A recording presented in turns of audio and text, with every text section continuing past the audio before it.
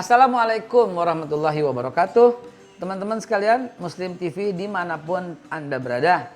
Hari ini kita lanjutin lagi kaji kita, ya, kuliah 7 menit untuk membuka wawasan kita yang hari ini judulnya sangat kontroversial.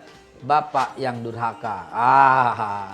Bagi Anda yang seumuran dengan saya, yang sudah melewati usia 50 tahun, tentu ingat kasus Ari Hanggara, almarhum. Apa itu? Ya, itu yang pas untuk dicanangkan seorang bapak yang durhaka kepada anaknya. Dia memukul anaknya. Nauzubillah sampai terjadi kematian. Teman-teman sekalian, syaitan itu lihai. Dia punya cara menggoda Nabi Adam. Dia punya cara menggoda ulama.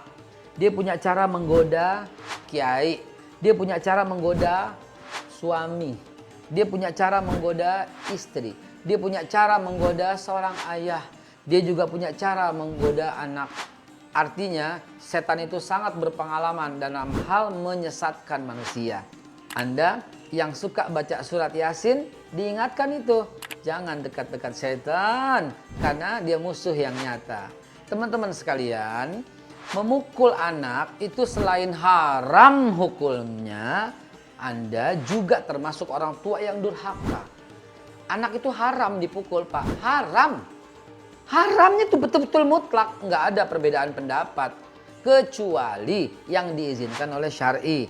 Yaitu memukul ketika dia melalaikan sholat. Tapi itu pun memukul yang tidak membahayakan. Selain itu, memukul secara berlebihan yang saya maksud tadi haram. Itu betul-betul tidak ada keraguan di dalamnya. Kata-kata yang baik aja itu wajib kita ucapkan di rumah. Yaitu sebaik-baik manusia yang paling baik akhlaknya. Jadi, akmalul mu'minina imanan ahsanhum khuluqan, wajib kita pegang erat. Dan lebih wajib lagi berakhlakul karimah kepada keluarga. Apalagi kepada anak. Ya Allah, hatinya polos, lucu.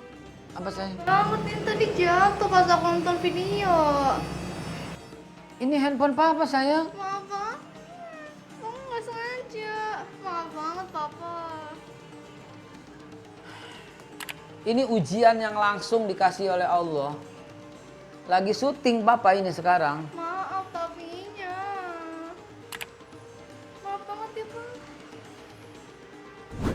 Besok-besok lain kali kamu tuh main satu, mendingan di tempat tidur deh, kalau jatuh ke kasur deh. Iya. Ya. Oke, aku maafin sayang. Iya.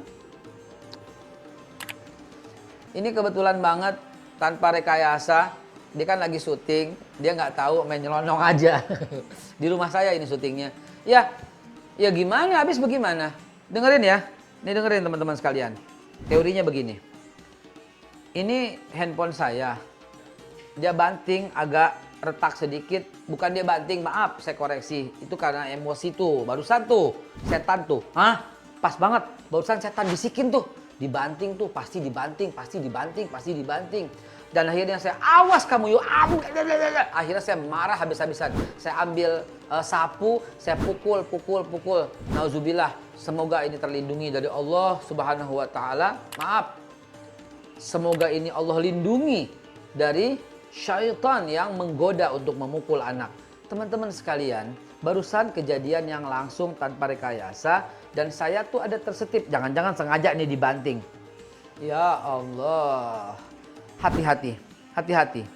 Allah Subhanahu wa Ta'ala itu murka semurka-murkanya kepada Anda, wahai para bapak yang berlaku kasar kepada anaknya. Itu Nabi paling jauh duduknya di hari kiamat sama orang yang kasar. Inna abghadakum, sungguh yang paling aku benci, wa ba'adakum minni, dan paling jauh duduknya majlisan yaumal qiyamah dengan aku di hari kiamat, atsaruna wal mutafihikuna wal mutasaddiquna, orang yang kasar, orang yang sombong, orang yang belaga. Dan kepada anak pun bisa loh, bisa Anda begitu. Apa ini? Ini punya papa tahu, kenapa dimainin ya, punya papa bantu,